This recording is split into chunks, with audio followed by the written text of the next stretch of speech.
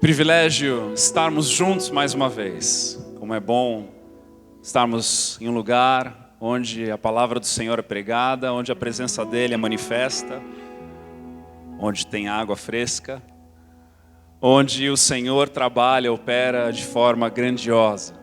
Ontem nós, junto com os jovens, não me considero mais um jovem, apesar de eu ter a certeza de que você acha que eu sou jovem.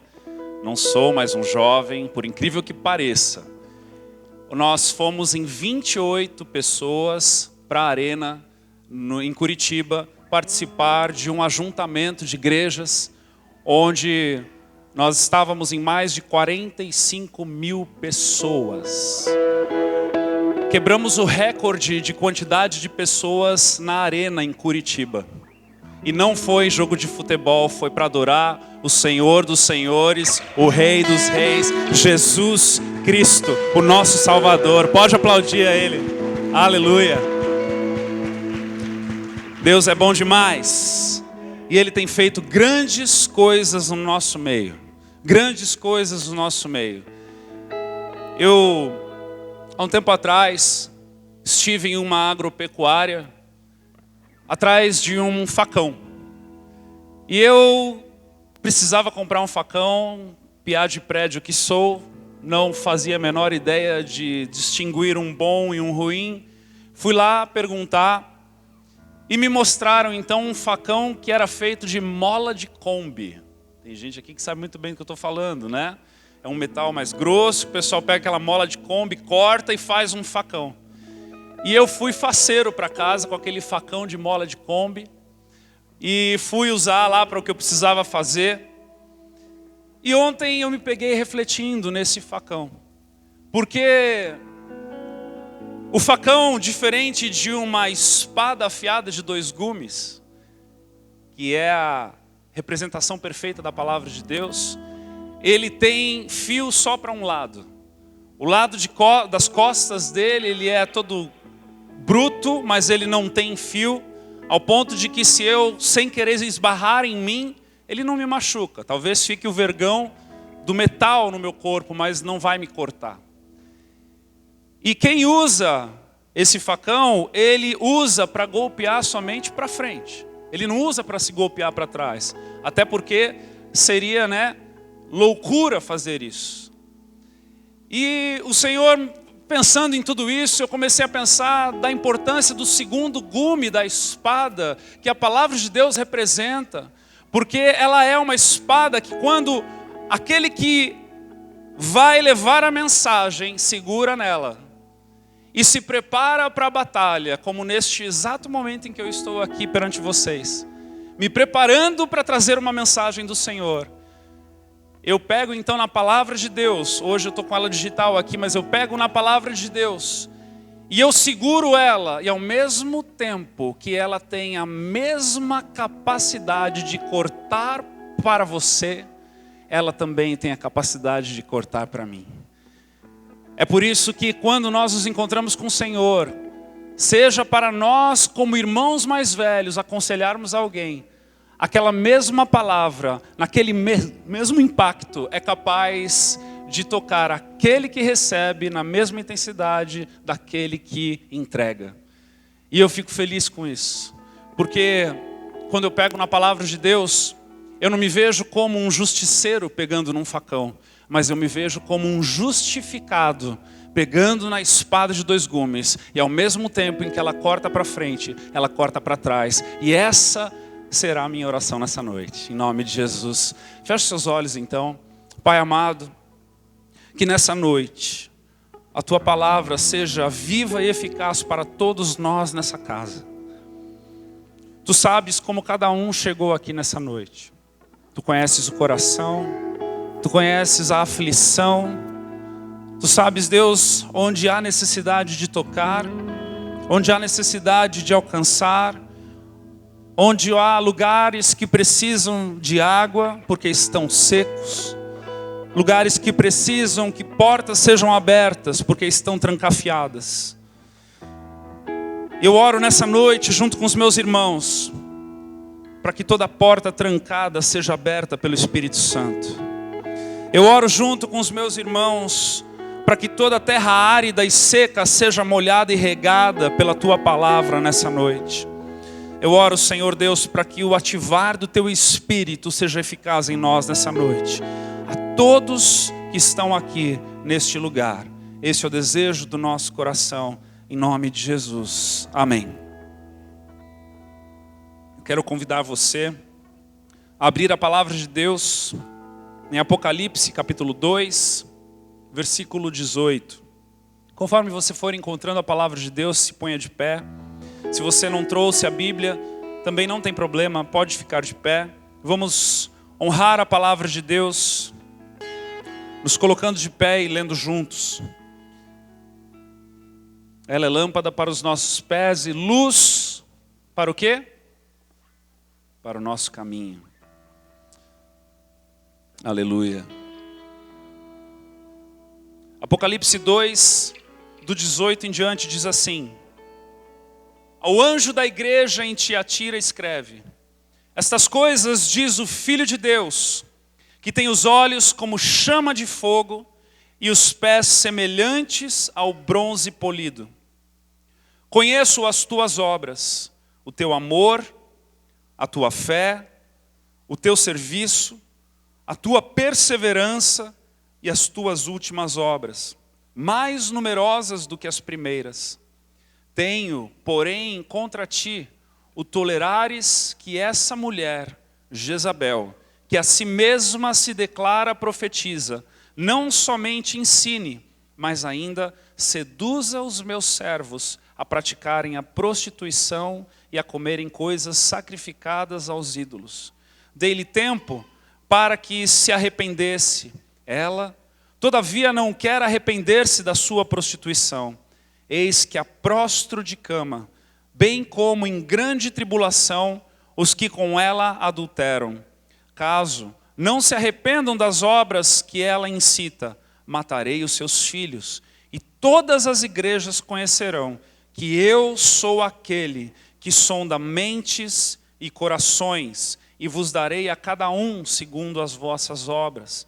Digo, todavia, a vós outros, os demais de Tiatira, a tantos quantos não têm essa doutrina e que não conheceram, como eles dizem, as coisas profundas de Satanás, outra carga não jogarei sobre vós. Então somente conservai o que tendes até que eu venha. Ao vencedor, que guardar até o fim as minhas obras, eu lhe darei autoridade sobre as nações, e com cetro de ferro as regerá e as reduzirá a pedaços, como se fossem objetos de barro. Assim como também eu recebi de meu Pai, dar-lhe-ei ainda a estrela da manhã. Quem tem ouvidos, ouça o que o Espírito diz às igrejas. Amém. Podem se assentar.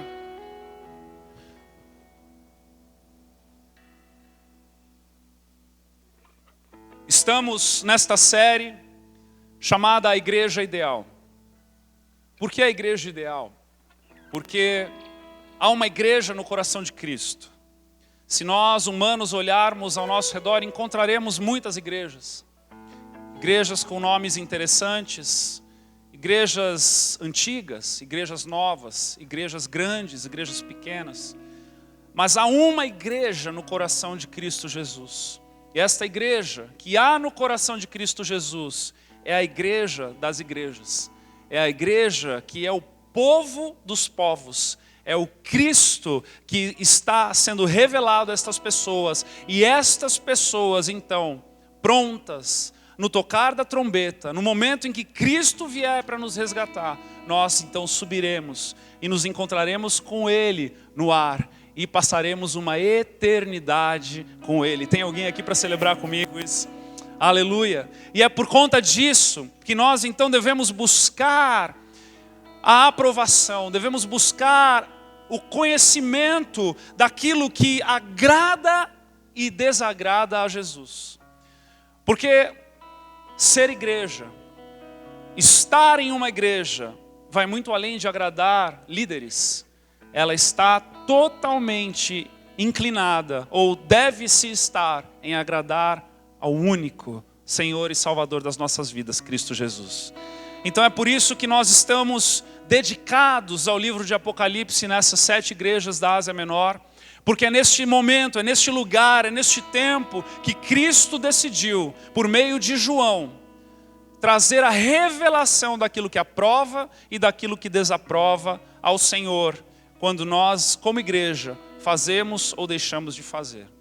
Então estamos aqui agora na igreja em Tiatira, e no versículo 19, Cristo, por meio de João, diz: conheço as tuas obras. Que forma boa de começar uma carta. Provavelmente é um sanduíche, né? Começa bem, ali no meio tem alguma coisa que desagrada e depois termina bem para o vencedor. Mas ele começa bem, dizendo: conheço as tuas obras. Essas obras são 4 aqui: o amor e a fé, mas também o serviço e a perseverança. Diferente da igreja de Éfeso, que era uma igreja que servia, uma igreja perseverante, nós encontramos aqui uma igreja que, além de que serve e seja perseverante nos caminhos do Senhor, é também uma igreja que mantém a chama do amor acesa, que mantém uma fé inabalável acesa. Uma igreja que não somente ama da boca para fora, mas que também coloca a mão no arado e não olha para trás. Uma igreja que avança porque tem como revelação o que Cristo fez na vida de cada um. Uma igreja que conhece um amor que primeiro ama. Uma igreja que recebe a graça, o favor imerecido do Senhor, o privilégio de conhecê-lo, mas que ao mesmo tempo não fica só na teoria. É uma igreja que suja as mãos no arado, que se preocupa em avançar e alargar as estacas do reino. É uma igreja abençoada. É uma igreja onde Cristo olha e diz: olha, eu conheço as tuas obras. Eu sei o que bom você faz. Valeu a pena. Como se ele pudesse dizer: valeu a pena. Ele diz: olha, eu sondo e conheço o coração de cada um de vocês. É visível. E ele não diz somente isso, mas ele ainda diz: as tuas últimas obras são mais numerosas do que as primeiras. Amados, isso é sinônimo de igreja saudável. Uma igreja que ela cresce não somente na quantidade de pessoas, mas uma igreja que cresce no seu fruto. Uma igreja que cresce nas suas obras. Uma igreja que avança não somente para si mesma, não somente em si mesmada, mas uma igreja que avança também para o próximo. Uma igreja que também é perseverante no servir. Que coisa linda. É como se recebesse a salvação por meio do amor e o senhorio agora representando por meio do serviço. Uma igreja que sabe olhar para um Salvador e encontrar o amor que o alcançou primeiro, mas que neste mesmo Salvador também encontra o seu Senhor. E agora, como Senhor, se faz servo e serve. E eu oro em nome de Jesus para que estes sinais, estas marcas, estas obras sejam e estejam no meio de nós também. Eu oro em nome de Jesus para que a nossa vida ela possa refletir não somente naquilo que Deus vem ensinando ao nosso entendimento, mas que esse entendimento se transforme em ação e que quando toca o despertador na segunda-feira, meu irmão e minha irmã, nós levantamos e vamos servir a nossa comunidade e vamos servir o próximo e vamos alcançar as mãos, estender os braços para o necessitado e vamos ser a diferença, vamos ser o amor encarnado na vida das pessoas. Tem alguém aqui? Este é um sinal de uma igreja saudável. E Cristo está aqui se alegrando com eles com relação a isso. E eu sei que você já está apreensivo com a segunda parte, porque quando lemos, você ouviu o nome Jezabel. E há algo que o Senhor tem para revelar também por meio dessa igreja. Há algo que o reprova, que esta igreja é reprovada. No versículo 20, poderia parar no 19, né, amados? poderia parar no 19. Poderíamos dar um glória a Deus e dizer, uau, que igreja abençoada. Mas há algo no coração do Senhor que Ele revela aos seus. E sabe qual é a coisa linda que há na revelação? É que quando Ele revela, é porque Ele nos dá a oportunidade, preste atenção no que eu vou te dizer, de nos arrependermos. E Ele vai fazer isso aqui nessa noite também, eu tenho certeza no meu coração. Ele está falando para mim e para você, Ele está alertando as nossas vidas, Ele está trazendo ensinamento, não para juiz, não para julgar neste momento, mas nós estamos no ano aceitável do Senhor, nós estamos no momento de podermos nos arrepender, igreja amada. É hora de nos arrependermos. Você já parou para pensar que acreditar que o amanhã vai existir é fé? Fazemos planos para a próxima semana, para o próximo mês, para o próximo ano, mas isso requer fé. Porque fato é que eu e você não fazemos a menor ideia de que o amanhã estará pronto para nós. Não fazemos a menor ideia de que o amanhã o sol nascerá mais uma vez, de que nós nos levantaremos mais uma vez. Tudo isso é fé. Talvez você esteja aqui dizendo, poxa vida, eu sou um homem de pouca fé. Se você está achando, e se você está aqui hoje triste, porque amanhã é segunda, você tem que trabalhar, eu quero dizer para você que você já tem fé no teu coração. Mas que eu e você possamos usar então este ano aceitável do Senhor, esta oportunidade do aqui e do agora, para nos arrependermos daquilo que precisamos nos arrepender. Porque a igreja, o bem da verdade, é que é um grande hospital. É um hospital para as nossas almas e é um lugar onde o nosso espírito é cheio por meio do Espírito Santo, amém? Então que nessa noite esse lugar se torne um grande hospital para nós. Tenho, porém, contra ti o tolerares que esta mulher, Jezabel, que a si mesma se declara profetiza, não somente ensine, mas ainda seduza os meus servos a praticarem a prostituição e a comerem coisas sacrificadas aos ídolos. A primeira coisa que esse texto diz para nós é que esta igreja tolerava Jezabel.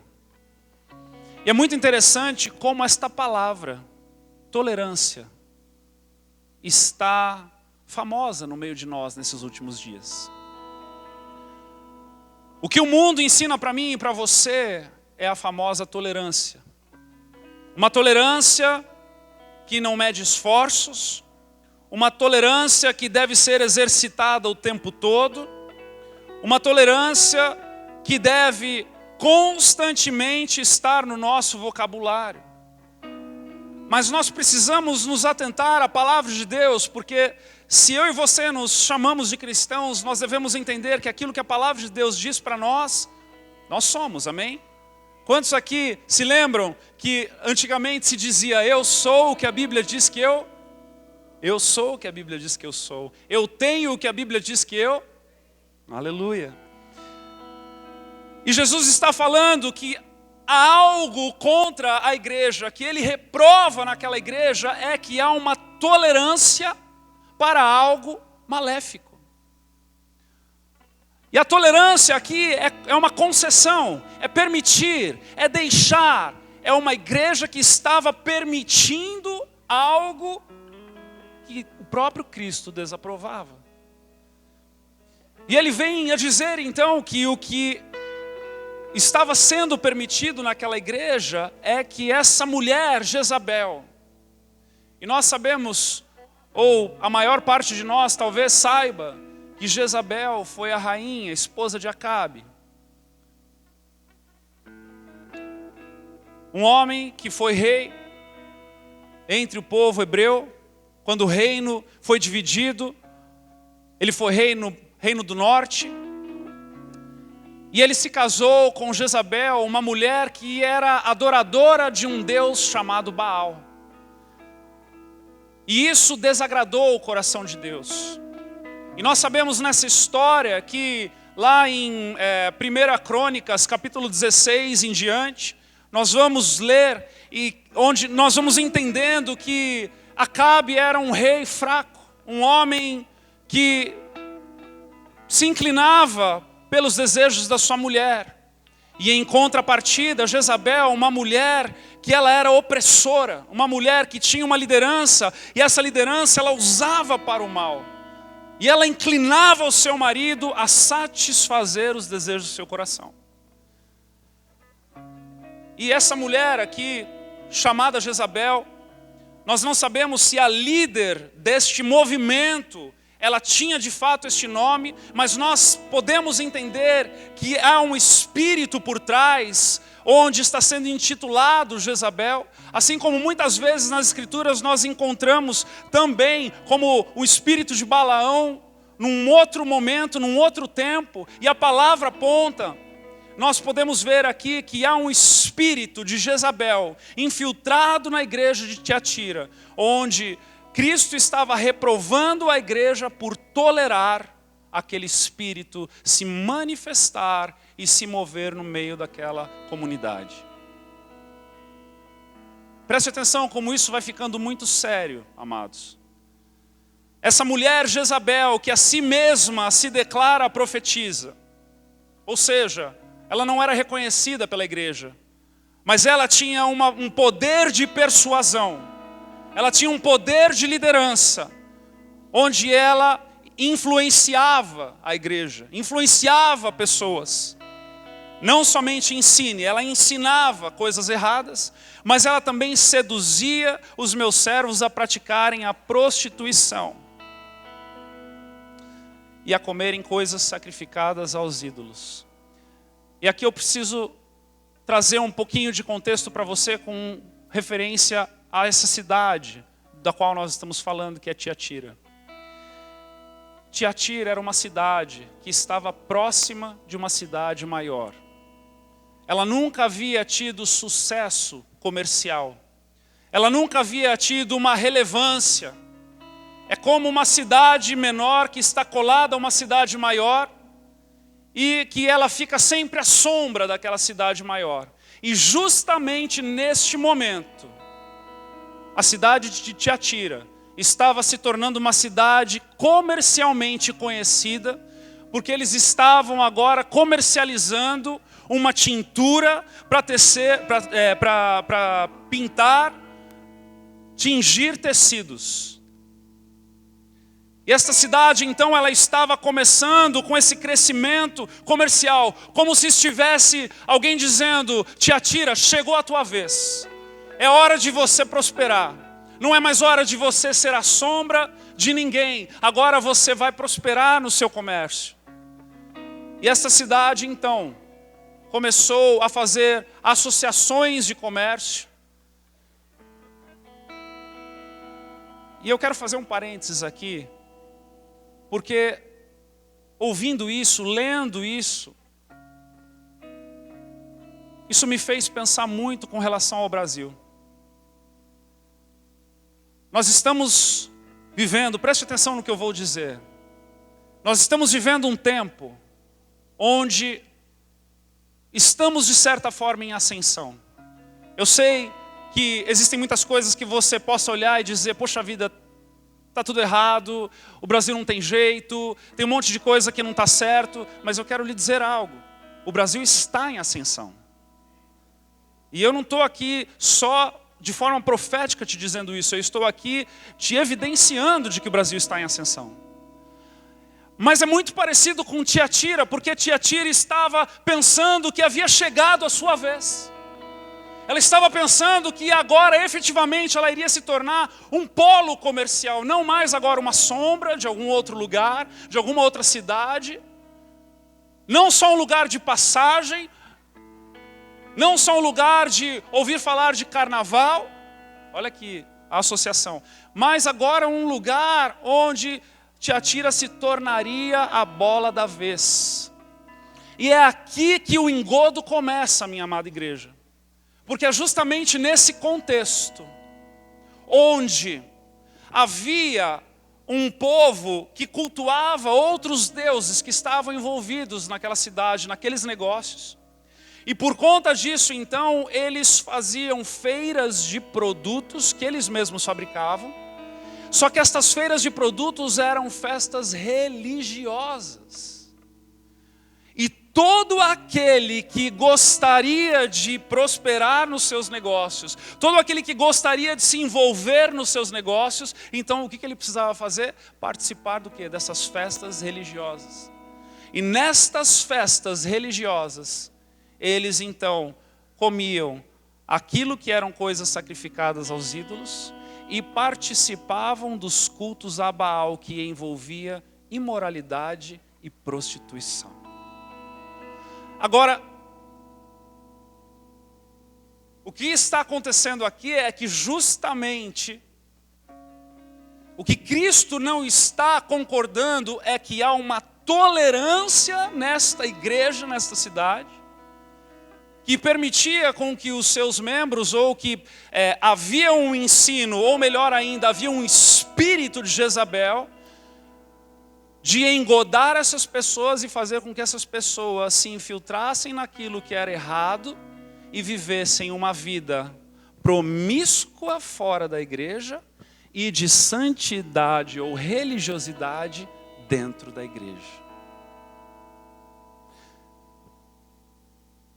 E amados, quando nós começamos a pensar neste envolvimento com as trevas, nós começamos a encontrar uma série de situações das quais podemos enxergar o espírito de Jezabel operando na igreja neste contexto. Sabe por quê?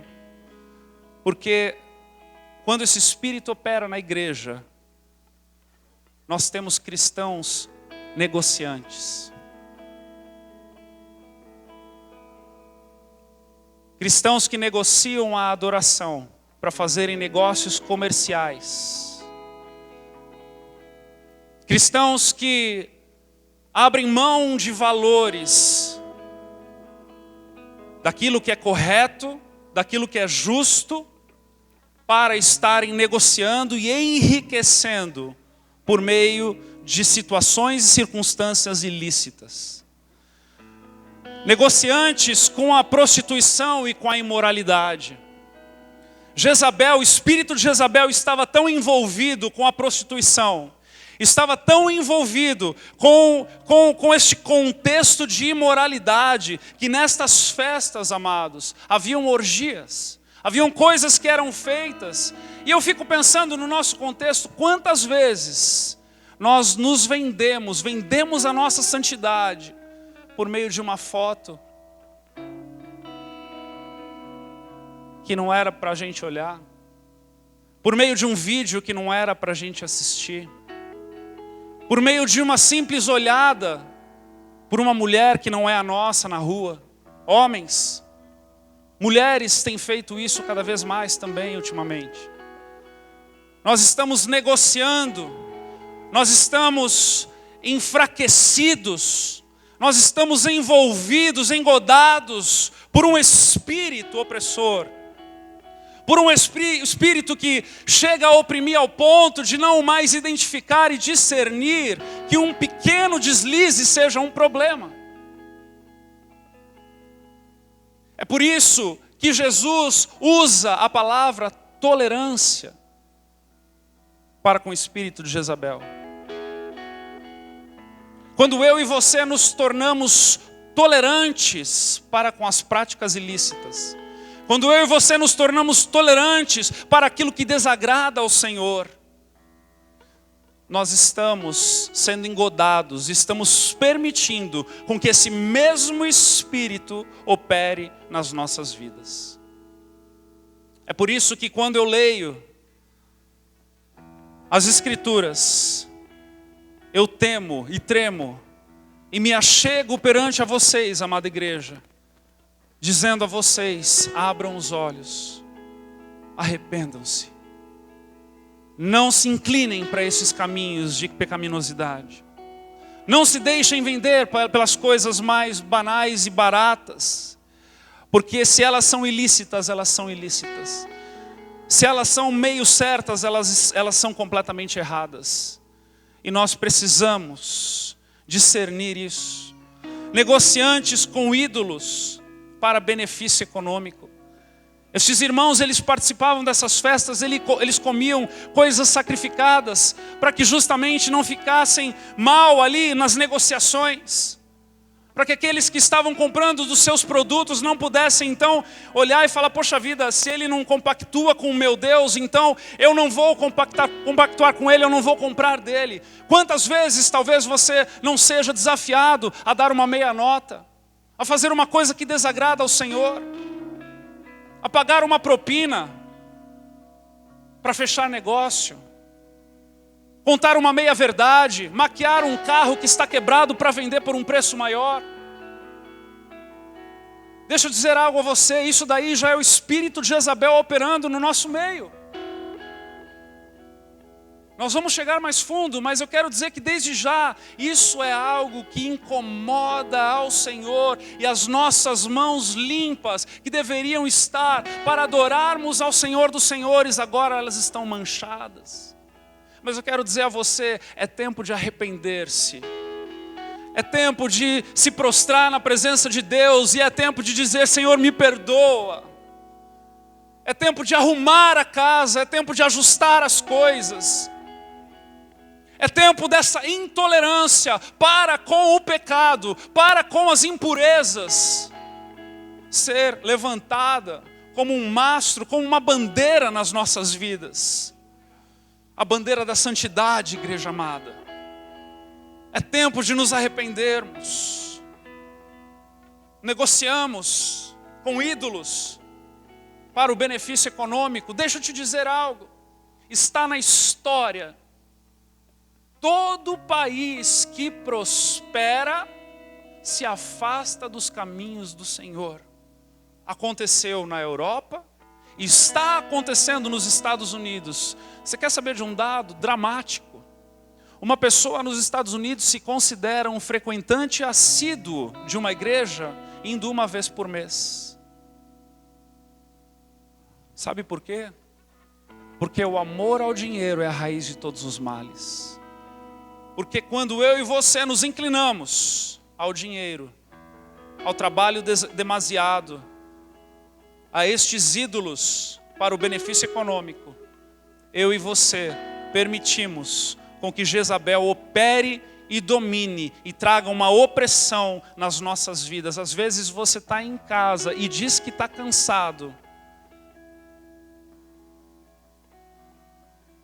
e você não faz a menor ideia de que isso é um espírito opressor por trás de você, para que você não vá, porque você já se vendeu tanto naquilo que desagrada ao Senhor, que você não encontra mais forças nem para cultuar ao Deus Todo-Poderoso. Por que é que nos países menos desenvolvidos as pessoas andam quilômetros e horas para adorar o Senhor? E nos países mais desenvolvidos nós estamos vivendo a era pós-Deus. Você acha que isso é à toa?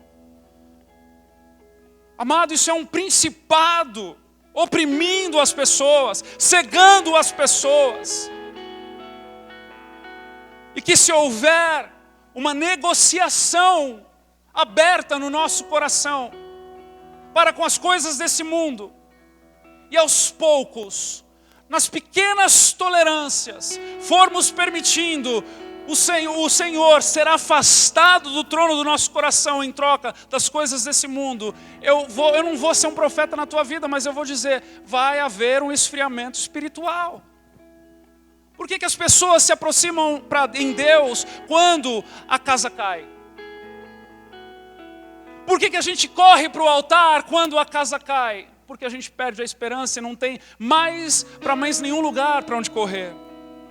Agora, se eu e você nos tornarmos vigilantes, se eu e você conseguirmos identificar e não termos uma tolerância para com as coisas desse mundo, e começarmos a olhar com mais cuidado, com mais cautela, onde colocamos o nosso coração, onde inclinamos as nossas intenções, nós certamente guardaremos o nosso coração das coisas do mal, e poderemos levantar mão limpa e coração puro na presença do Senhor. Não se venda a esse espírito maligno. Nós encontramos na história de Jezabel e Acabe, um momento onde eles estão reinando, Baal está sendo cultuado no meio dos hebreus, e um grande profeta se levanta, se não um dos maiores profetas, o profeta Elias. E ele então, por ordem do Senhor, decide não porque é por ordem, né? Mas ele então vai se apresentar a Acabe. E no momento em que ele está em direção ao rei Acabe, para ser ali um profeta, trazer ordem, trazer a voz do céu para aquele lugar, ele se encontra no meio do caminho com um homem chamado Obadias. E lá em 1 Reis, capítulo 18, versículo 1 em diante, está escrito assim: muito tempo depois veio a palavra do Senhor a Elias no 3º ano, dizendo: vai, apressa-te a Acabe, porque darei chuva sobre a terra. Partiu, pois, Elias a apresentar-se a Acabe, e a fome era extrema em Samaria. Acabe chamou a Obadias, um mordomo.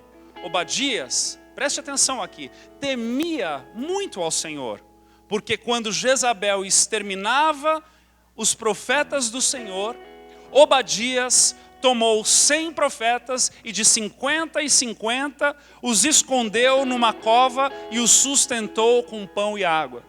Guarda esse texto aqui. Agora veja como Obadias, um homem temente ao Senhor, mas também medroso. Lá no versículo 7 do capítulo 18 de 1 Reis continua. A história diz assim: estando Obadias já de caminho, eis que Elias se encontrou com ele. Obadias, reconhecendo-o, prostrou-se com o rosto em terra e disse: és tu, meu senhor, Elias? Respondeu-lhe ele: sou eu. Vai e dize ao teu senhor, a Acabe, eis que aí está Elias. Porém ele disse: em que pequei para que entregues teu servo na mão de Acabe e ele me mate? Tão certo como vive o Senhor teu Deus, não houve nação, nem reino aonde o meu senhor, Acabe, não mandasse homens à tua procura, Elias. E dizendo eles: aqui não está, fazia jurar aquele reino e aquela nação que te não haviam achado. Agora, tu, Elias, me dizes: vai e dize ao teu senhor, eis que aí está Elias. Poderá ser que, apartando-me eu de ti, o Espírito do Senhor te leve, não sei nem para onde, e vindo eu a dar as novas a Acabe, ele não te ache e me mate. Preste atenção aqui, nós temos um personagem chamado Obadias. Obadias era um empregado dos reis Acabe e Jezabel. Mas ele transitava entre Acabe e Jezabel e Elias. Ele era um negociante também. Ele poderia temer ao Senhor, mas ele era medroso, ao ponto de ter medo do que Acabe poderia lhe fazer. Eu quero dizer a cada um de nós essa noite que Deus não nos deu espírito de medo, mas de poder, amor e moderação. Obadias foi um abafador de casos. É como se ele estivesse dizendo: olha, não vamos mexer nisso não. É como se ele estivesse dizendo: eu não vou pacificar, eu vou apaziguar. Eu vou fingir que nada existiu. Eu vou só poupar alguns profetas aqui. Vou pegar estes 100 profetas, eu vou esconder estes homens. Um homem medroso. Um homem que não encarou o problema. E quando o espírito de Jezabel opera, preste atenção no que eu vou lhe dizer. Nasce medo no nosso coração. Medo de confrontar os desafios. Medo de confrontar os problemas. Porque o espírito de Jezabel é um espírito opressor.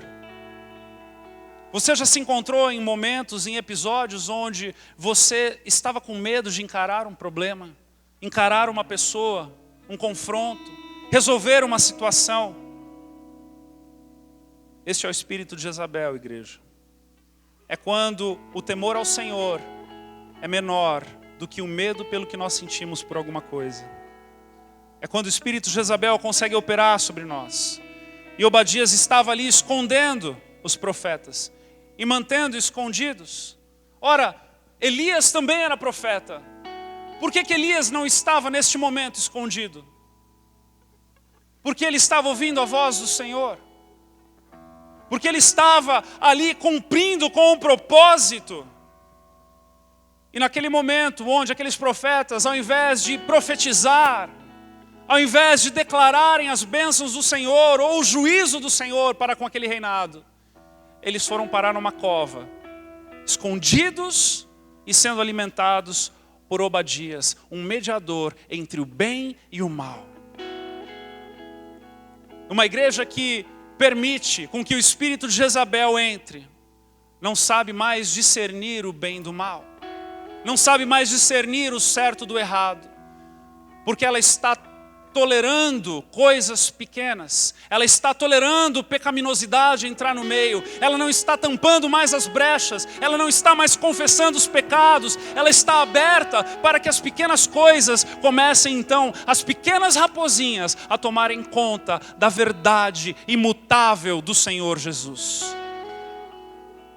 Mas eu quero declarar nessa noite sobre essa casa, você que é profeta do Senhor, saia da cova, levante a tua espada, profetize a verdade sobre a tua vida, não negocie aquilo que vem do céu, seja um profeta do Senhor, defenda o evangelho que foi pago por um alto preço pela sua salvação. Há uma verdade, e ela é uma só. E ela está na palavra de Deus. Qualquer meio caminho tomado fora da palavra de Deus é mentira e leva à morte. Saia da cova, igreja. Se você está vivendo meias verdades, se você está permitindo com que algumas coisas, algumas arestas não estejam sendo aplainadas na tua vida, e você está varrendo para debaixo do tapete, dizendo, vamos deixar assim, está tudo bem. É hora de expulsar esse espírito de Jezabel do seu coração, do meu coração, deste lugar, desta casa, para que o Senhor possa então operar no nosso meio.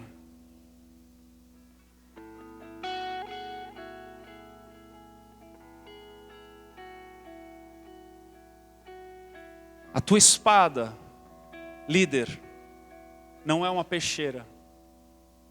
Ela corta para o teu lado também. Pastores dessa casa, a palavra de Deus, ela corta para o nosso lado também. Que nós sejamos encontrados humildes nos caminhos do Senhor. Que nós sejamos encontrados como aqueles que se dobram somente para a única verdade, que é a palavra de Deus. Sabe o que gera religiosidade no nosso meio? Justiceiros e não justificados. Aquilo que eu falei no começo. Quando aquele que acha que não erra começa a agora subjugar aquele que está fazendo de errado. E eu não estou aqui fazendo isso conosco. Eu estou aqui dizendo, amados, vamos expulsar esse espírito, vamos levantar a palavra e vamos profetizar. Eu quero declarar em nome de Jesus liberdade de profetas nessa casa. Homens e mulheres que podem se levantar e profetizar nesse lugar. Não como justiceiros, mas como justificados.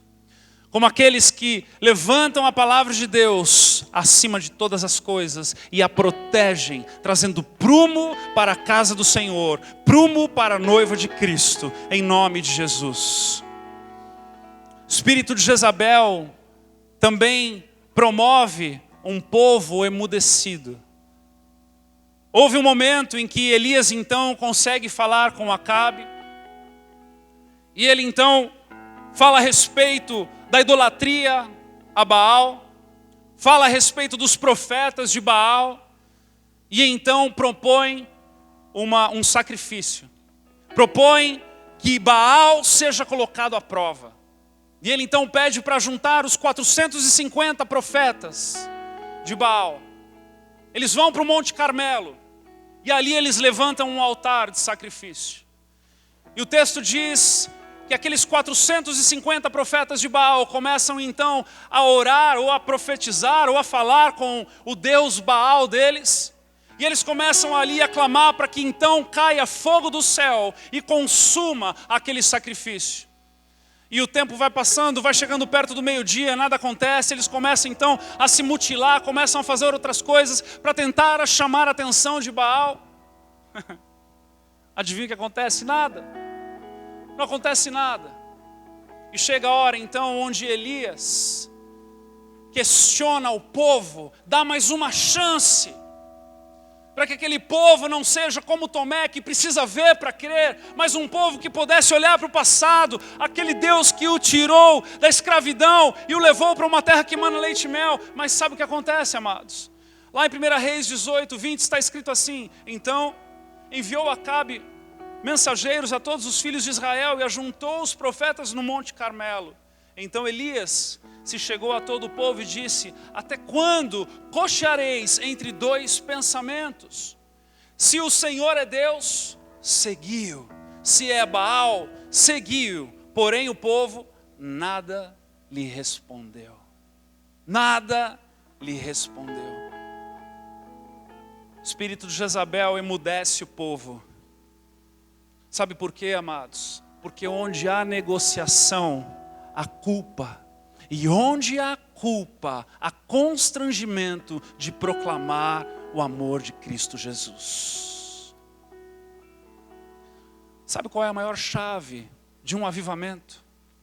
A maior chave de um avivamento é o arrependimento. Porque quando nós nos arrependemos dos nossos delitos, dos nossos pecados, quando nós não temos mais nada a esconder, escute o que eu tenho a lhe dizer. Quando nós entendemos que o constrangimento de abrirmos o nosso coração é infinitamente menor do que a glória do Senhor repousando sobre uma região inteira, e nós pagamos o preço de sermos lavados no arrependimento, no altar, pedindo perdão pelos nossos pecados, sabe o que acontece? Não há espírito imundo, não há espírito de Jezabel, não há nada que possa nos oprimir, porque nós somos livres, nós somos lavados e remidos pelo sangue do Cordeiro, que já nos perdoou. Mas quando essas raposinhas elas estão envolvidas na conduta, no convívio, no povo, quando eles se tornam negociantes junto com Jezabel, ora eles permitem o Senhor se assentar no trono, ora eles permitem Baal assentar no trono, ora eles permitem Mamon se assentar no trono. Amados, quando isso começa a acontecer, o povo de Deus se torna emudecido, porque a culpa se torna maior do que as boas novas. E eu vou lhe dizer algo. Este é o maior estrago que o espírito de Jezabel pode gerar no meio de uma igreja. É quando ele emudece as boas novas. É quando ele emudece os testemunhos. É quando ele faz com que todos tenham culpa no cartório, todos se tornem coniventes das pequenas coisas. E quando a pessoa é desafiada a contar algo de bom, ou falar de Cristo Jesus, aquele acusador está ali dentro, já batendo na porta do coração e dizendo: você vai falar o quê? Quem você pensa que você é para contar algo de bom?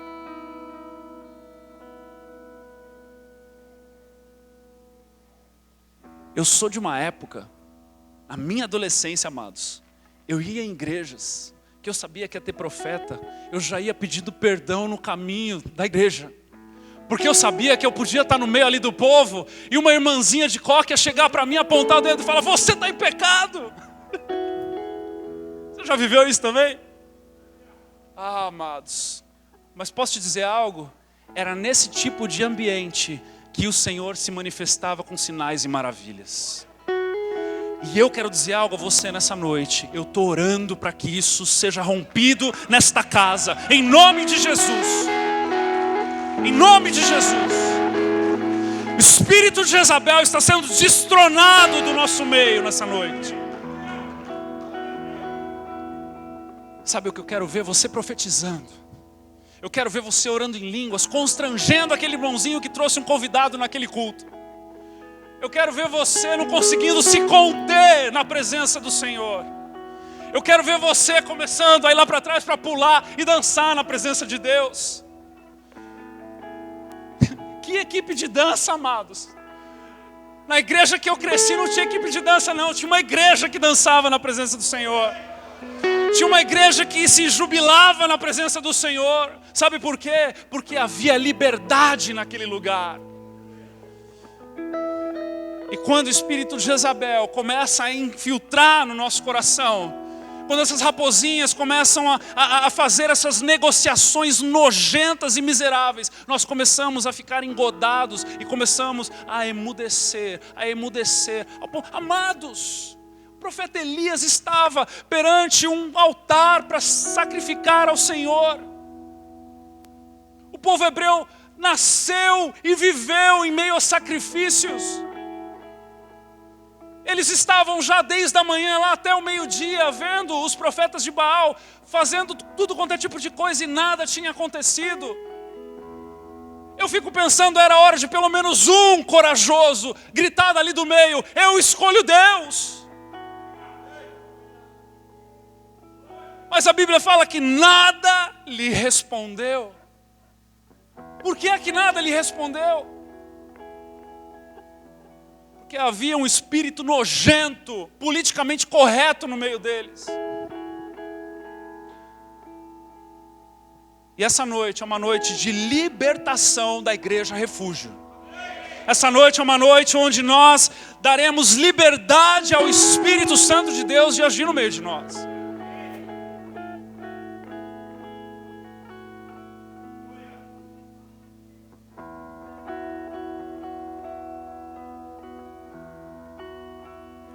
Versículo 18 de Apocalipse, capítulo 2.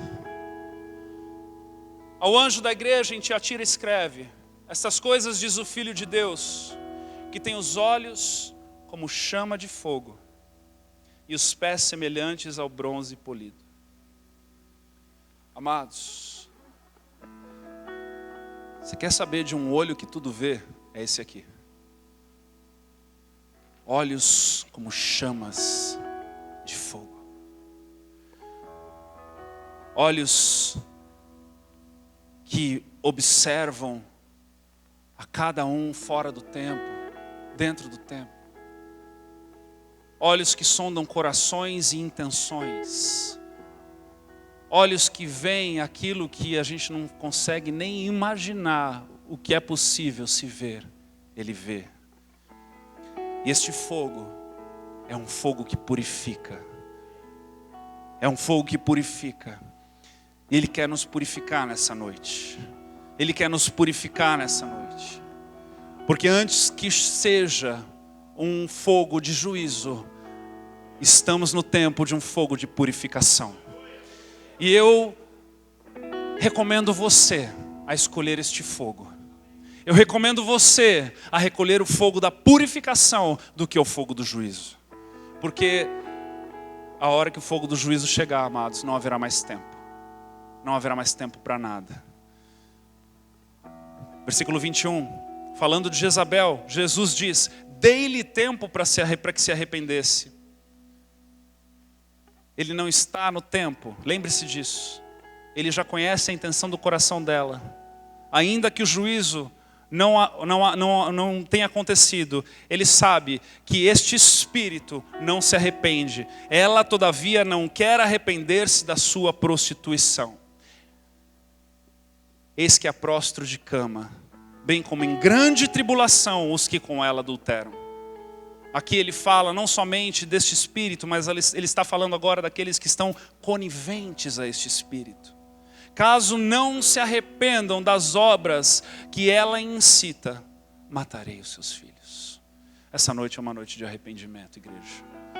Eu não sei o que você veio pensando quando você estava vindo para essa igreja nessa noite, mas eu quero dizer para você que essa noite é uma noite de arrependimento. É tempo de arrependimento. É tempo de calar a voz de Jezabel. É tempo de levantar a voz da verdade no coração de cada um, no altar que cada um de nós temos dentro, e nos tornarmos casa favorita de Deus. É tempo de limpar as arestas. É tempo de dizer chega para o que precisa acabar. É tempo de dizer para aqui o que está de errado, para que aquilo que o Senhor tem para as nossas vidas, para que os planos deles na nossa vida se cumpram integralmente e possamos então fluir na boa, perfeita e agradável vontade dele para as nossas vidas, para esta casa, para esta igreja, para a tua casa, para os teus familiares e para todos aqueles que você conhece, em nome de Jesus. Em nome de Jesus. Todas as igrejas, versículo 23, conhecerão que eu sou aquele que sonda mentes e corações. Olha aqui os olhos como chamas de fogo. E vos darei a cada um segundo as vossas obras. Ele sabe das nossas dificuldades. Ele sabe das dificuldades que nós temos de largarmos alguma coisa que desagrada a Ele. Ele sabe do preço que nós precisamos pagar para deixarmos de fazer aquilo que o entristece. Mas Ele está dizendo, eu estou dando uma chance para você hoje. Eu estou dando uma oportunidade para você hoje. Não largue ela, não abandone ela, não deixe ela de lado. O amanhã pode não acontecer. É hoje, aqui e agora. Jeremias capítulo 17, versículo 7 em diante está escrito assim: bendito o homem que confia no Senhor e cuja esperança é o Senhor, porque ele é como a árvore plantada junto às águas, que estende as suas raízes para o ribeiro. E preste atenção aqui agora: e não receia quando vem o calor. Não há receio de que haja sequidão. Sabe por quê? Porque ele confia no Senhor. Ele não confia na água, ele não confia no tempo, ele não confia nas estações, ele confia no Senhor. Mas a sua folha fica verde, e no ano de sequidão não se perturba e nem deixa de dar frutos. Ainda que a figueira não floresça, amados, ainda que a vide não dê o seu fruto, nós vamos permanecer nos caminhos do Senhor. Não vamos nos vender para estas raposinhas. Não vamos nos vender para estas negociações. Hoje é uma noite de arrependimento. E é uma noite onde nós precisamos profundamente meditar em tudo aquilo que hoje temos negociado, para nós rompermos com elas, em nome de Jesus. Quero chamar o pessoal do louvor aqui. Eu quero convidar você a ficar de pé. Eu quero que por um instante você se esqueça de quem está do teu lado. Eu quero que por um instante você se esqueça do tempo, se esqueça do horário, do momento que o culto vai acabar.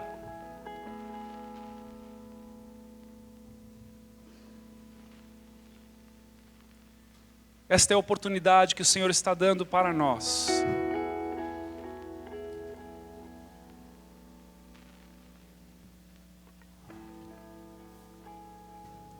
Feche os teus olhos.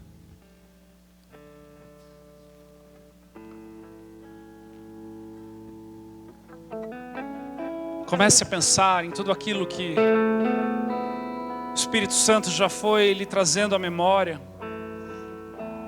ao longo desta mensagem. O Espírito Santo já foi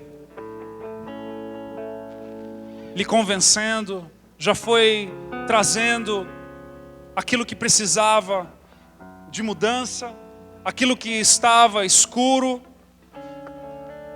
A luz da verdade entrou no teu coração, entrou nos teus pensamentos, por meio da palavra, por meio do Espírito que convence.